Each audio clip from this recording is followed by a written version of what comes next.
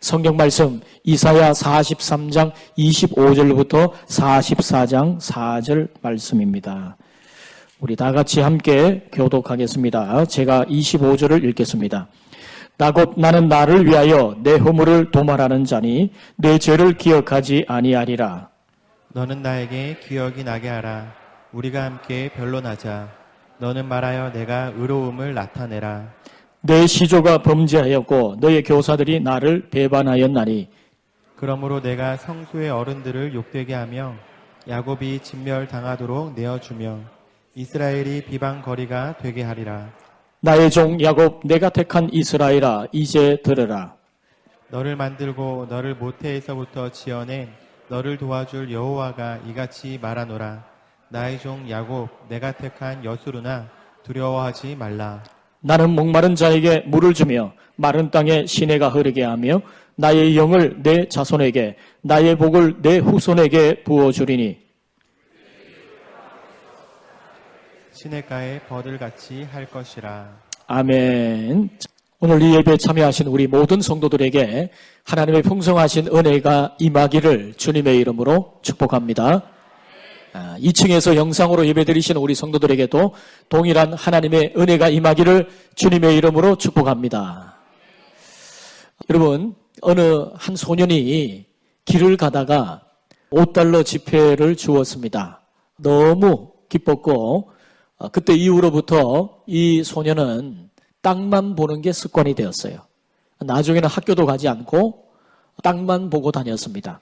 그리고 훗날 넉마주의가 되어서 평생을 그렇게 살았는데 일생 동안 주었던 것이 단추가 29,519개, 머리핀이 54,172개, 동전 수천 개, 그리고 자질구레한 잡다한 것들을 많이 주었습니다.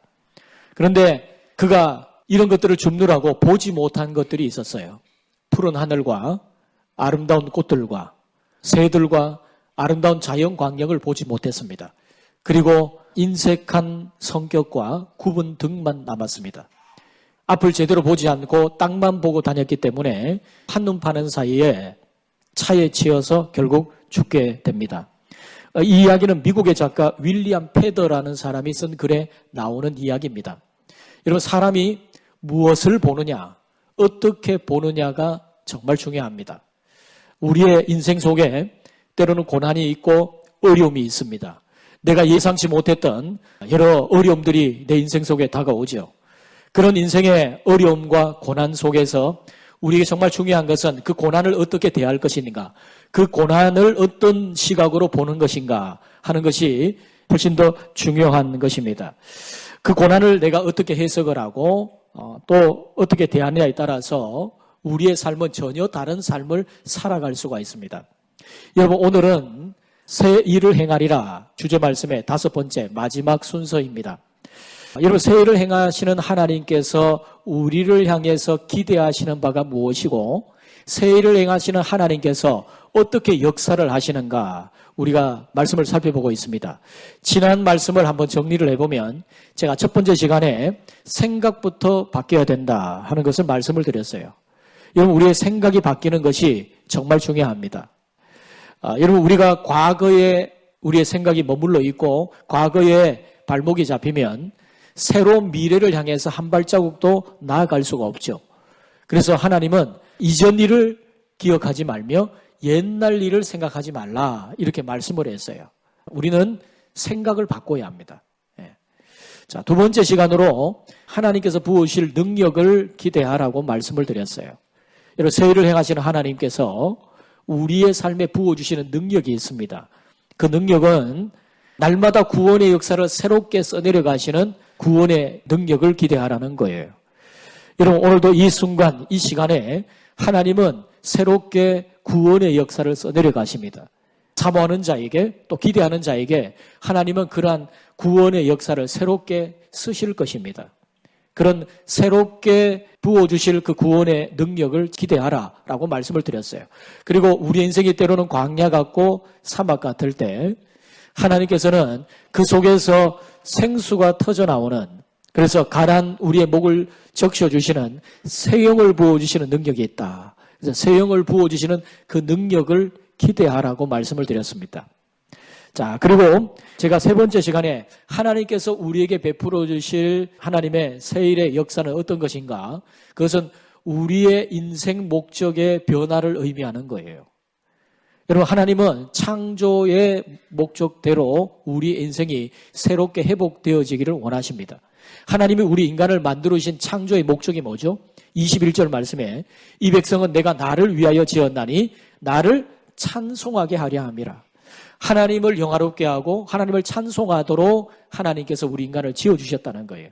문제는 인간이 범죄하여서 이런 창조 목적이 훼손이 된 겁니다. 그래서 하나님은 세일을 행하시는 역사를 통해서 이런 창조 목적대로 우리의 인생을 새롭게 빚어나가기를 원하시는 겁니다. 자, 그 다음에 제가 지난 시간에 말씀드렸던 네 번째 말씀은 어떤 것이냐? 세일을 행하시는 하나님 앞에서 하나님이 우리에게 갖기를 원하시는 자세는 뭐냐? 우리가 가난한 심령이 되기를 원하신다는 거예요. 물은 높은 곳에서 낮은 곳으로 흐릅니다. 하나님의 은혜는 낮은 심령에게 임하는 거예요. 하나님께서 세일을 행하시는 은혜를 베풀어 주실 때 누구에게 하나님의 은혜 역사가 나타나느냐? 그것은요, 가난한 심령, 겸손한 심령에게 임하는 겁니다. 물은 가장 낮은 곳에 많이 고이게 돼 있죠.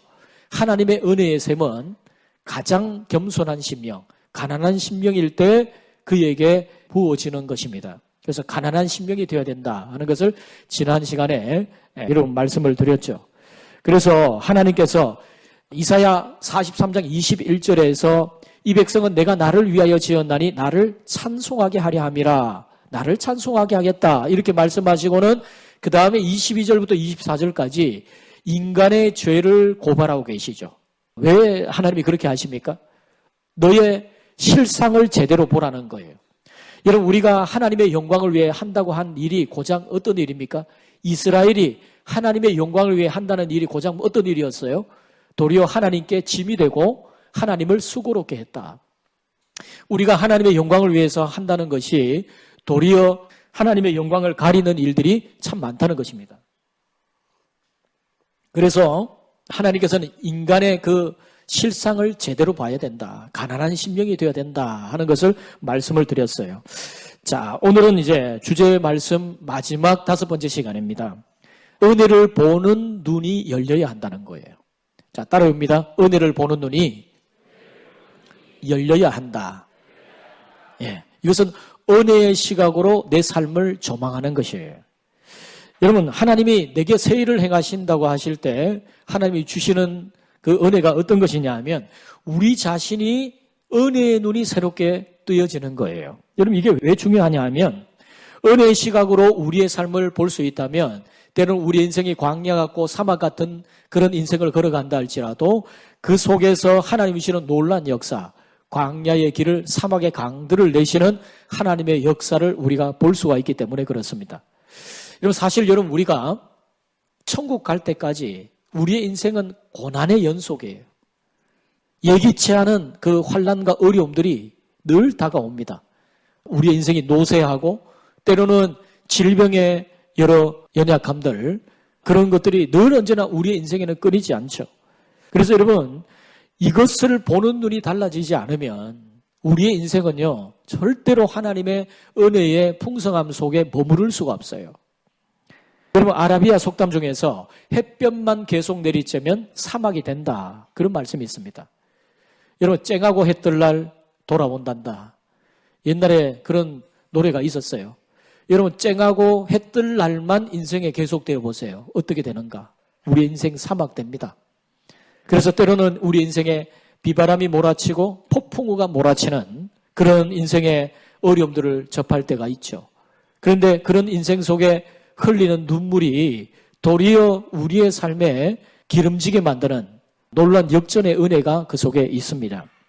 여러분, 우리 인생에서 성공이나 승리를 통해서 배우는 것보다도 어쩌면 실패와 상실을 통해서 배우는 것이 훨씬 많습니다. 다시 말해서 우리 인생의 상실의 경험들, 예를 들어서 내가 원하는 것을 얻지 못했을 때, 때로는 내가 정말 잃어버리기 싫은 것을 잃어버리게 되었을 때, 사랑하는 사람들의 배신, 때로는 여러 예기치 못했던 내 인생의 그런 어려움 속에서 우리는 평안할 때 가질 수 없었던 놀라운 지혜를 얻을 수가 있어요. 영적인 안목이 새롭게 열리는 것을 그때 경험하게 됩니다. 여러분 오늘 본문의 25절에 보면 이런 말씀이 있어요.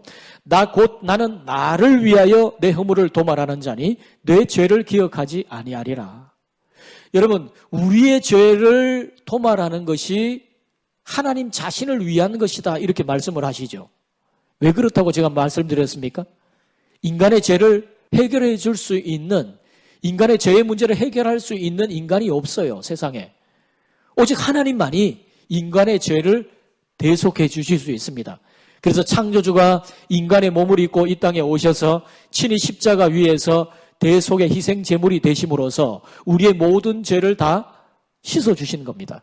그래서 우리의 죄를 씻어 주시는 구속하신 이 은혜에 대해서 오직 하나님만이 영광을 받으신다는 거예요. 우리가 다른 어떤 누구를 찬양하거나 영광을 돌릴 수 없고 오직 하나님만 영화롭게 하나님만 찬양할 수밖에 없다. 그래서 하나님은 나 곧 나를 위해서 너희 죄를 도말한다. 하나님이 그렇게 말씀하시는 겁니다. 여러분 그렇게 하나님께서 죄를 기억하지 않겠다라고 말씀하시고 26절 이하에는 또 다른 말씀을 하십니다. 다시 죄를 기억나게 하라 이렇게 말씀을 하세요. 자 보십시오. 26절 28절입니다. 같이 읽습니다. 시작. 너는 나에게 기억이 나게 하라. 우리가 함께 변론하자. 너는 말하여 내가 의로움을 나타내라. 내 시조가 범죄하였고 너의 교사들이 나를 배반하였나니 그러므로 내가 성소의 어른들을 욕되게 하며 야곱이 진멸당하도록 내어주며 이스라엘이 비방거리가 되게 하라. 여러분 이것은 이제 공동 번역을 보면 이렇게 되어 있습니다. 내 속을 내 앞에 털어놓아라. 함께 시비를 가려보자. 너로서 억울한 점이 있거든 해명해 보아라. 너의 시조부터 죄를 지었고 너를 변호할 자들마저 나를 반역하였으며 너의 지도자들조차 내 성소를 더럽혔다. 그래서 나는 판결을 내렸다. 야곱을 진멸시켜라. 이스라엘에게 욕을 돌려라. 다시 하나님이 죄를 고발하시죠. 그러고는 또 하나님이 또 다른 말씀을 하세요. 자, 44장 1절부터 3절 말씀인데요. 여러분 성경은요. 장과 절이 원래는 구별이 없었어요. 그러니까 성경의 역사 속에 장과 절이 구별이 있었던 역사는요. 그렇게 오래되지 않았습니다. 인쇄술이 발달이 되어서 성경을 대량으로 찍어내기 시작하면서부터 그때 장과 절을 붙이기 시작했거든요. 그러니까 많은 시간 동안에 성경이 그냥 두루마리처럼 쭉 연결이 된 거예요. 장과 절이 없었어요. 그러니까 사실은 43장과 44장이 따로 구별이 된 게 아니라 연결이 되어 있는 겁니다. 근데 여러분 44장에 하나님이 다른 말씀을 하시죠? 죄를 다시 고발하시고는 또 뭐라고 말씀합니까? 하나님의 사랑을 말씀하세요. 자, 44장 1절부터 4절 같이 한번 읽어봅니다. 시작. 나의 종 야곱 내가 택한 이스라엘아 이제 들으라. 너를 만들고 너를 모태에서부터 지어낸 너를 도와줄 여호와가 이같이 말하노라. 나의 종 야곱 내가 택한 여수로나 두려워하지 말라. 나는 목마른 자에게 물을 주며 마른 땅에 시내가 흐르게 하며 나의 영을 내 자손에게 나의 복을 내 후손에게 부어주리니 그들이 풀 가운데서 솟아나기를 시냇가에 버들같이 할 것이라. 여러분 이 말씀은 어떤 말씀이냐 하면 이스라엘이 결국 북쪽 나라들로 인하여서 고난을 당하게 될 것이다. 너희들이 비참하게 조롱거리가 될 것이다. 그런데 내가 다시 그곳에서 마른 땅에 사는 너희들에게 마치 생수를 부어주어서 마른 땅에 신의 버들같이 생명력 있는 놀라운 하나님의 회복의 역사를 베풀어 주겠다. 그런 말씀을 하세요. 여러분 44장 1절의 원문에 보면요. 사실 어떤 단어가 먼저 나오느냐 하면 이제 들으라라는 말이 먼저 나와요. 이제 들으라. 자, 제가 아까 말씀드렸습니다. 성경이 원래는 다 연결이 되어 있다고 그랬어요. 장과 절이 구별이 없었어요. 그러면 43장 마지막 부분에서 죄를 고발하셨던 그 하나님께서 44장에서는 다시 하나님의 회복과 사랑을 말씀하고 계시거든요. 그래서 이제 들으라라는 말이 먼저 나와요. 그런데 앞에 접속사가 하나 생략이 되었어요. 어떤 접속사냐? 그러나라는 말입니다. 그러나. 예. 이거는 어떤 그러나입니까? 인간의 그 죄악에도 불구하고 하나님의 은혜와 사랑이 많다는 거예요. 그래서 하나님의 은혜와 사랑에 거론합니다. 이것은. 여러분 앞서서 43장 22절에는요. 그러나 라고 나오죠. 이것은 어떤 그러나입니까? 인간 죄악의 그러나예요. 자, 21절에서 어떤 말씀이 있었습니까? 이 백성은 내가 나를 위하여 지었나니 나를 찬송하게 하려 함이라. 찬송하게 너희를 지었다 이렇게 말씀하고는 그런데 뭡니까? 그러나 22절에 그러나 너희는 이런 죄를 짓지 않았냐? 그러니까 인간 죄악의 폐역의 그러나를 말씀하는 거예요. 여러분 이게 굉장히 중요한 성경의 중요한 두 가지 트랙입니다. 성경에서 말씀하고 있는 큰 줄기예요. 여러분 끊임없이 인간은 범죄하고 폐역하고 하나님 마음을 아프게 해요. 근데 하나님은 끊임없이 사랑하고 용서하고 은혜를 베풀어 주시죠. 이게 성경에 나오는 계속적인 성경의 내용입니다. 끊임없는 하나님의 사랑의 추격전이 이 성경의 큰 물줄기예요. 여러분 우리가 신앙생활 할 때에 이런 하나님의 은혜에 눈이 뜨여져야 됩니다. 그래야 여러분 우리의 인생이 하나님의 주시는 놀라운 역사를, 새 역사를 체험할 수가 있어요. 여러분 이 하나님의 은혜를 볼 수 있는 눈이 열려지지 않으니까 그것을 못 보니까 다른 사람을 봐도 온통 못마땅한 것뿐인 거예요. 그런 사람들은요 푸른 초장과 쉴만한 물가를 살아가면서도 광야와 사막 같은 삶을 삽니다. 근데 여러분 광야와 사막 같은 인생일지라도 하나님의 은혜에 눈이 뜨여진 사람은요 그 속에서 푸른 초장과 쉴만한 물가와 같은 삶을 삽니다. 여러분 다윗이 그렇지 않습니까? 다윗이 썼던 시편 23편을 보세요. 여호와가 나의 목자시니까 내가 부족함이 없다. 그래서 때로는 내가 사명의 음침한 골짜기로 다닐지라도 내게 두려움이 없고 나는 푸른 초장과 쉴만한 물가로 인도하시는 목자 되신 하나님의 은혜를 누리고 있다. 이게 여러분 시편 23편의 노래잖아요. 그러니까 여러분 우리가 하나님의 은혜에 눈이 뜨여지면 어떠한 인생의 고난과 어려움 속에서도 우리는 하나님의 주시는 놀란 그 풍성하신 역사를 경험할 수가 있어요. 여러분 그 조정민 목사님이 쓴 책 중에 고난이 선물이다라는 책이 있습니다. 이 조정민 목사님은 원래 뉴스 앵커 출신인데 목사님이 되셨어요. 네, 이분이 이런 대목이 거기에 나옵니다. 제가 소개해드리겠습니다. 세상을 바꾸는 첫걸음은 나를 바꾸는 것입니다. 세상을 바꾸는 가장 쉬운 방법도 나를 바꾸는 것입니다. 나를 그냥 두고 세상을 바꾸려는 사람들 때문에 세상은 결코 바뀌지 않습니다. 여러분 왜 세상이 바뀌지 않고 세상이 문제투성인 줄 아십니까?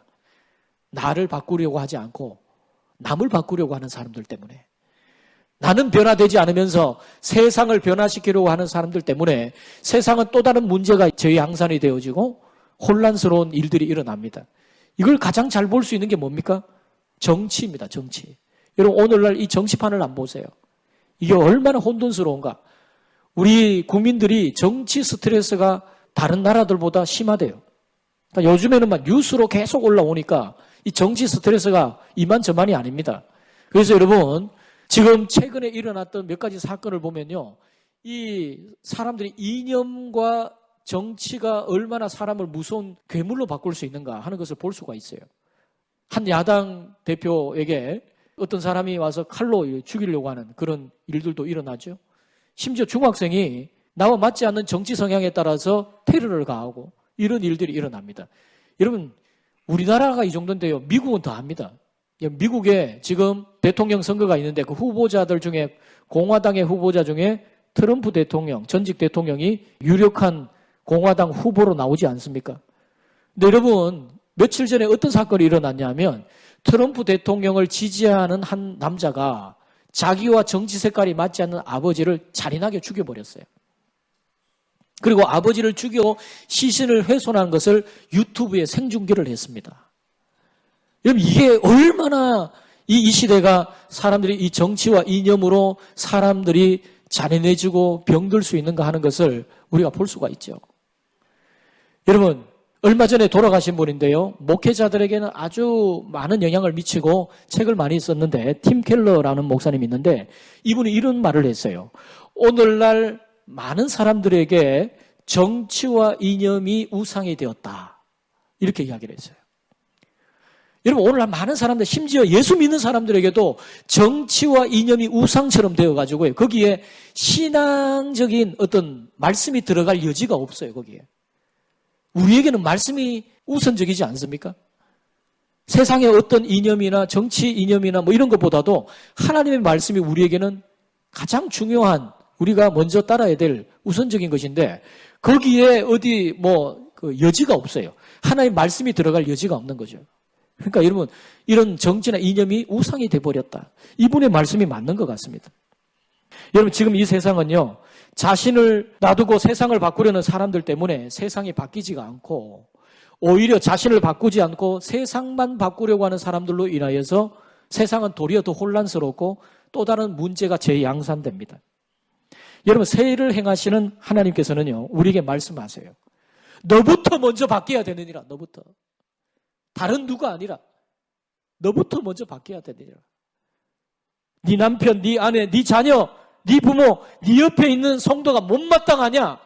너부터 먼저 바뀌어야 되느니라. 하나님이 그렇게 말씀하시는 거예요.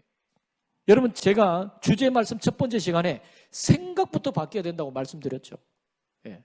여러분 오늘 이 생각이라는 것과 오늘 말씀에 은혜에 눈이 뜨인다는 이 관점의 문제가 사실 통하는 거예요. 우리는 다시 처음 시간으로 다시 돌아간 겁니다. 우리의 모습을 한번 돌아보세요. 이 세일을 행하시는 하나님께서 우리에게 행하시는 역사는 뭡니까? 너희가 과거에 얽매여 있으면 절대로 새로운 미래를 향해서 나아갈 수가 없다. 내가 너희의 미래에 세일을 행하고자 하는데 너희가 과거에 발목 잡혀 있다면 어떡하겠냐. 그래서 하나님 말씀하시죠. 이전 일을 기억하지 말고 옛날 일을 생각하지 말라. 이렇게 말씀하죠.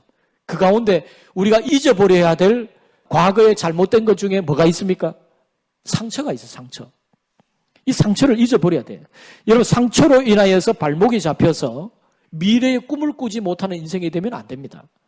여러분 제가 앞서 소개했던 그 조정민 목사님의 책 중에 이런 대목이 나옵니다. 상처에 붙들릴 것이 아니라 꿈에 붙들려야 합니다. 상처에 붙잡히면 미래로 못 갑니다. 그러나 꿈에 붙들리면 과거는 새롭게 해석됩니다. 사람은 상황을 바꾸기를 원하고 하나님은 사람을 바꾸기를 원합니다. 여러분 사람은요 상황을 자꾸 바꾸려고 해요. 그러나 하나님은요 네가 바뀌어야 된다. 네가. 사람이 바뀌기를 하나님은 원하시는 거예요. 여러분 세일을 행하시는 하나님께서는 환경 이전에 여러분 자신이 먼저 변화되는 것을 원하십니다. 무엇보다 하나님은 여러분이 은혜의 눈이 뜨여지기를 원하세요. 그때 여러분 광야의 길이 열리는 것을 새롭게 보게 될 것이고 사막의 강들이 열리는 것을 보게 될 것입니다. 여러분 실제로 성경에는요 우리가 얻거나 많이 가지거나 이런 것보다도 잃어버리고 상실하는 것을 통해서 더 많은 하나님의 축복이 임하는 것을 볼 수가 있어요. 풍요의 상황보다 궁핍의 상황 속에서 하나님께서 더 놀라우신 기적을 베풀어 오신 일들이 많습니다. 여러분 아브람과 함께 했던 이 조카 롯이 아브람을 떠나가거든요. 이게 아브람에게는 큰 상실의 경험이었어요. 왜냐하면 비록 나이는 어렸지만 이 조카 롯이 갈대아 우르에서부터 하나님의 부름을 받아 그 먼 여행길을 떠나갈 때 그 조카 롯이 아브람에게는 굉장히 힘이 되었어요. 그런데 아브람의 식솔들과 조카 롯의 식솔들이 점점 많아지니까 더 이상 같이 있기가 어려운 거예요. 그래서 결국은 조카 롯은 풍요로운 소돔 들판을 보면서 그쪽으로 이주를 하죠. 떠나갑니다. 그때 여러분 아브람의 마음속에 마음 한구석이 이렇게 푹 상실되어지는 그런 그 공허감이 있었을 겁니다. 그때 하나님이 찾아오셔서 뭐라고 말씀하시는가? 여러분 창세기 13장 14절부터 17절입니다. 롯이 아브람을 떠난 후에 여호와께서 아브람에게 이르시되 너는 눈을 들어 너 있는 곳에서 북쪽과 남쪽 그리고 동쪽과 서쪽을 바라보라. 보이는 땅을 내가 너와 내 자손에게 주리니 영원히 이르리라. 내가 내 자손이 땅에 티끌 같게 하리니 사람이 땅의 티끌을 능히 셀 수 있을진데 내 자손도 세리라. 너는 일어나 그 땅을 종과 행으로 두루 다녀보라. 내가 그것을 내게 주리라. 아브람이 조카 롯을 잃어버리는 상실의 아픔 속에 있을 때 하나님은 그에게 찾아오셔서 새로운 비전과 축복을 그에게 주시는 거예요.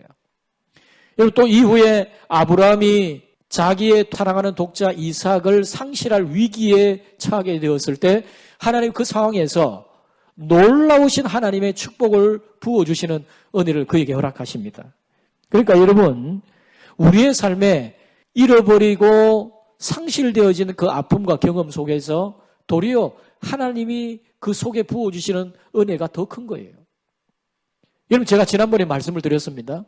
우리의 인생 속에 인생의 어떤 문이 닫혀버리면 하나님이 또 다른 출구를 내신다 하는 것을 말씀을 드렸어요.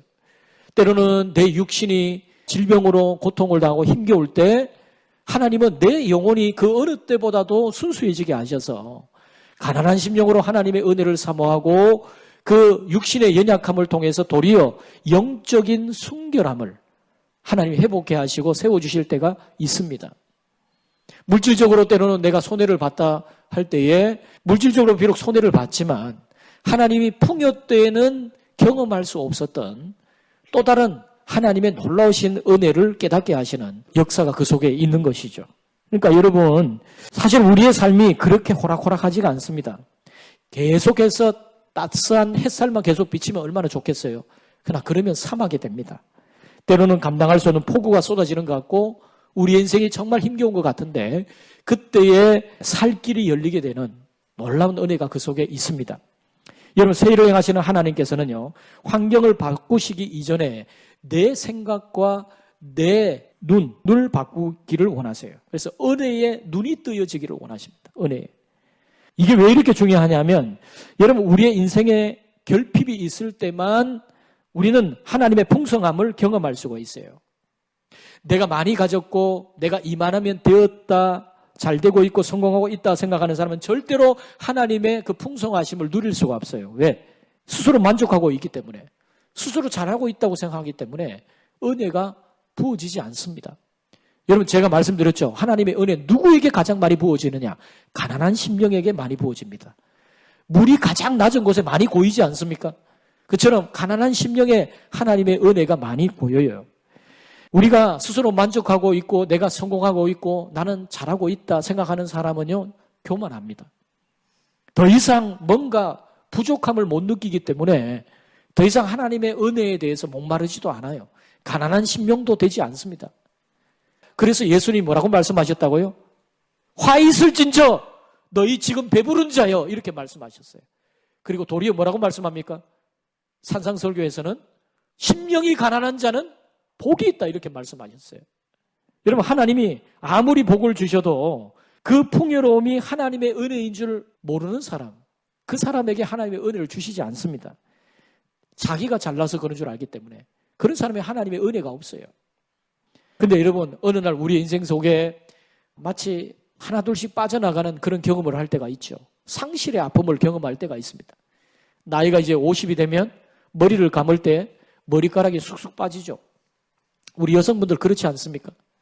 그런 이제 머리카락 빠져나가듯이 우리의 인생의 결핍의 순간에, 궁핍의 상황에, 그때에 내가 너무 공허하고 도저히 메꿀 수 없는 절망의 바닥을 경험할 때가 있어요. 그때 여러분, 하나님의 은혜의 목마름을 안게 돼요. 그때 하나님이 풍성히 채워주시는 역전의 역사를 그때 경험합니다. 여러분, 그러니까 지금 이사야서에서 광야를 이야기하고 사막을 이야기하는데 반대로 광야의 길을 이야기하고 있고 사막의 강들을 이야기하고 있단 말씀이죠.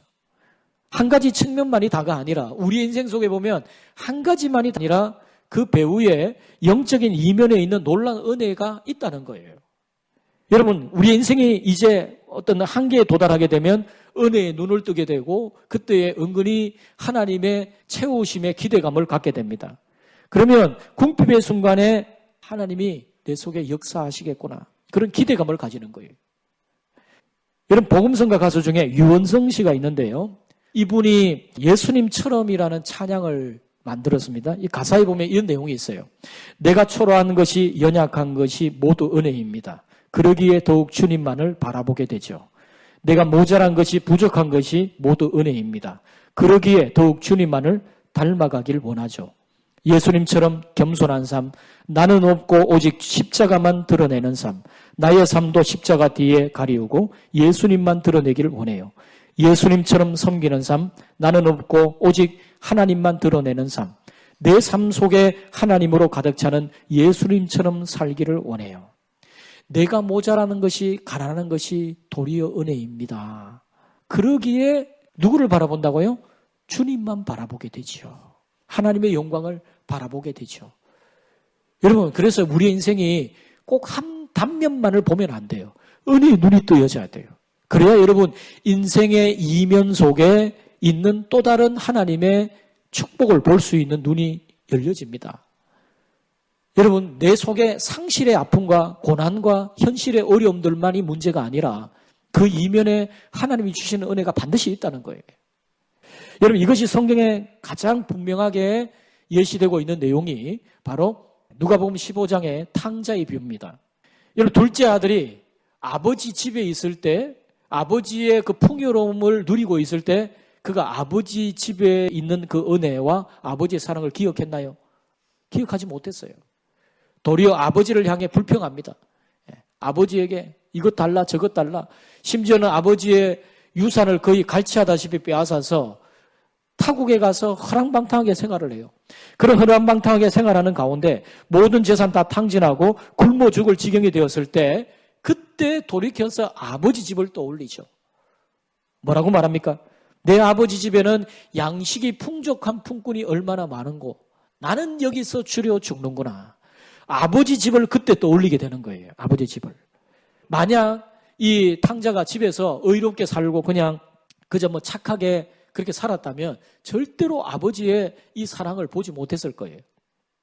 그저 배부르게 그냥 살면서 그냥 아버지의 사랑 기억하지도 못하고 은혜를 떠올려보지도 못하고 살았을 거예요. 그런데 그가 궁핍의 나락에 떨어졌을 때 그때 아버지의 그 품에 있는 그 은혜와 아버지의 사랑을 떠올리게 됐단 말입니다. 반대로 여러분, 큰아들을 한번 보세요. 이 동생 둘째가 이제 집에 돌아왔어요. 그러고 나서 아버지가 이 둘째를 위해서 큰 잔치를 베풀어 주지 않습니까? 그것 때문에 속이 상해서 아버지에게 화를 쏟아냅니다. 아버지, 내가 아버지의 명을 어김이 없거늘 나를 위해서는 염소 새끼 하나 잡아준 적이 없는데, 아니 아버지의 재산을 챙겨간 이 아들이 돌아오면 아버지 잔치를 배설합니까? 아버지 정말 공의로운 아버지가 맞나요? 송아지를 잡아주기 전에, 살찐 소를 잡아주기 전에 매를 들었어야죠. 아버지 어떻게 공의로운 분이 맞습니까? 이렇게 이야기를 해요. 지금 아버지에 대해서 분노를 쏟아내는 이 아들에게는요, 아버지가 설 자리가 없어요. 여러분 보세요. 큰아들이 무슨 죄를 지었습니까? 내가 아버지의 명을 어김이 없거늘 명을 어기지 않았죠. 아버지를 도와줬어요. 집안에 있었어요. 자기 의로움이 있어요. 자기 만족과 자기 의가 가득합니다.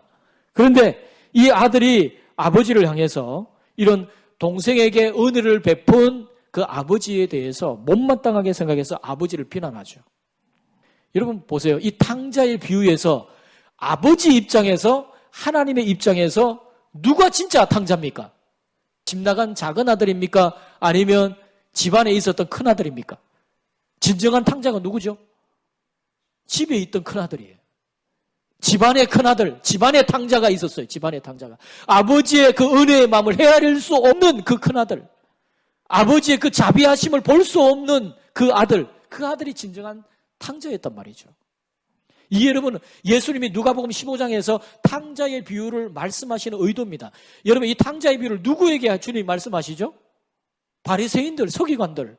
예수님께서 죄인들과 창기들과 세리들, 사람들이 손가락질 받는 그런 죄인들과 함께 어울리는 것을 보고 못마땅하게 여기는 그 바리새인들과 서기관들을 향해서 하나님이 이 비유를 말씀하고 계시는 거예요. 너희가 하나님의 은혜를 보는 눈이 있냐? 너희가 지금 하나님의 자비를 볼 수 있는 눈이 너에게 있냐? 그러니까 온통 못마땅한 것뿐이죠. 예수님까지도 비난하고 말이죠. 여러분, 우리가 신앙생활 하면서 내 열심만 가득하고 자기 여유와 자기 만족만 가득하면요, 온통 못마땅한 것뿐입니다. 사람들을 비난하기에 바쁘고요, 손가락질을 바쁘고, 온통 사람들을 도마질하고 잘못된 거 지적하고 그렇게 하기 바쁜 거예요. 그런데 여러분, 하나님의 은혜의 눈이 떠여지면요, 하나님의 마음을 품게 되는 거예요. 여러분, 신앙이 하나님의 은혜가 메말라가면 그때 병들게 됩니다. 신앙이 형식적 종교인 되는 겁니다. 그때. 여러분, 둘째 아들이 돌아올 때 뭐라고 말하죠? 나를 품꾼의 하나로 보소서, 이렇게 말합니다. 그리고 말하죠. 내가 하늘과 아버지께 죄를 지었나이다. 이런 고백을 합니다. 죄 때문에 하늘을 바라보게 되고 죄 때문에 하나님의 용서를 알았고 아버지의 사랑을 알았고 하나님의 은혜와 사랑과 용서를 그가 알게 된 거죠. 그래서 여러분 우리의 인생을 자세히 보면 사람이 말이죠. 죄 때문에 망하는 게 아니라 죄인인 것을 자각하지 못하는 교만함 때문에 망하는 겁니다. 결국은 사람이. 여러분 이 자기의와 자기만족이 얼마나 무서운지를 알아야 돼요. 여러분 반대로 사람이 말이죠. 자기 죄를 인정하고 하나님 나는 죄인입니다. 이런 고백과 함께 하나님 앞에 가난한 심령으로 나가면 도리어 하나님이 그 사람에게 죄를 용서해 주시고 은혜를 베풀어 주시는 역사가 있죠. 내가 죄인이고 하나님의 은혜로 산다 그런 생각하는 그 순간에 우리가 하나님을 영화롭게 할 수가 있는 거예요. 그래서 주님이 오늘 본문에도 말씀하시는 거예요. 너희 죄를 기억하지 않겠다 하고 다시 나로 너희 죄를 기억나게 해라 이렇게 말씀하시는 거예요. 왜 하나님이 나를 찬송하게 하겠다 말씀하시고 왜 죄를 말씀하시는가? 왜 그렇게 말씀하시죠? 너희가 하나님의 은혜에 눈을 떠야 된다. 너의 죄를 용서하는 하나님의 이 은혜에 눈을 떠야 된다. 결국 세일을 행하시는 하나님의 역사는 은혜에 눈이 뜨여진 사람에게 임하는 거예요. 여러분 은혜의 시각으로 삶을 조망해야 범사에 감사할 수 있는 것 아닙니까? 여러분 올 한 해 무엇보다도 은혜의 눈이 새롭게 더 크게 뜨여지는 역사가 있기를 주님의 이름으로 축복합니다. 그래서 세일을 행하시는 하나님의 역사하심이 여러분의 개인의 삶과 가정과 우리 공동체에 임하는 은혜가 있기를 주님의 이름으로 축복합니다. 여러분 오늘 말씀을 생각하면서 함께 찬양하십시다.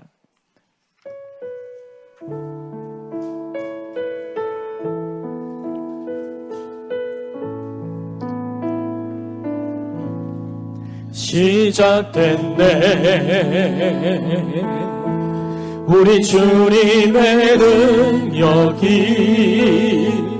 나의 삶을 다스리고 새롭게 하네 자유하네 죄와 사망으로부터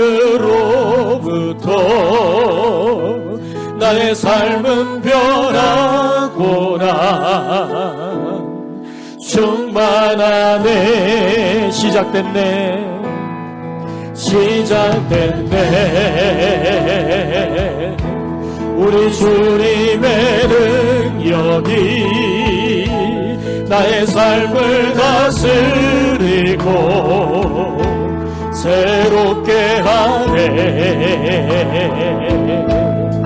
자유하네 죄와 사망으로부터 나의 삶은 변하구나 충만하네 은혜로다 은혜로다 주의 은혜 한량없네 주의 은혜 은혜로다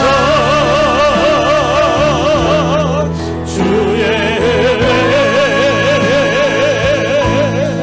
변함없는 진실하신 주의 은혜 우리 같이 찬양합니다.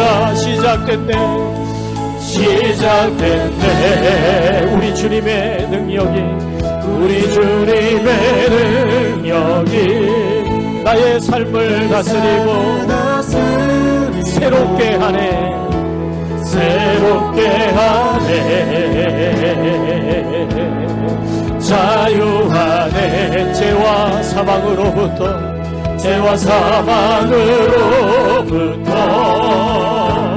나의 삶은 변하구나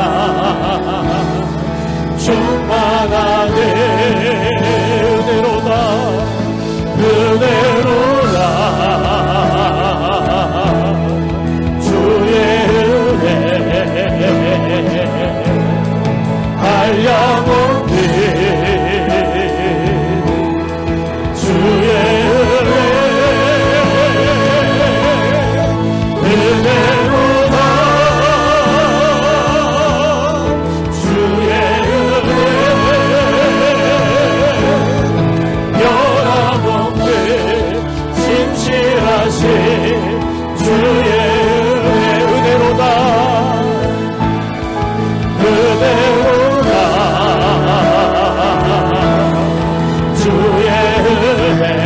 한량없는 주의 은혜, 한량없는